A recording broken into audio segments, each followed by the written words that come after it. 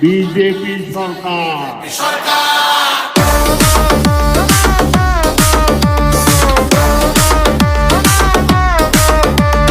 DJ Piku Nadia.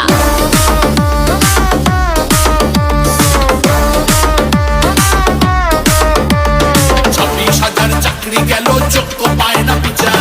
কয়লা বালি গরু মানুষ সবই হচ্ছে পাচার। হাটের তলায় লুকিয়ে রাখা কালো টাকার পাহাড়। প্রতিবাদ করলে বলে বিরোধী ধরে মার। সব দুঃখ ঘোচাতে হবে, সইব না তো।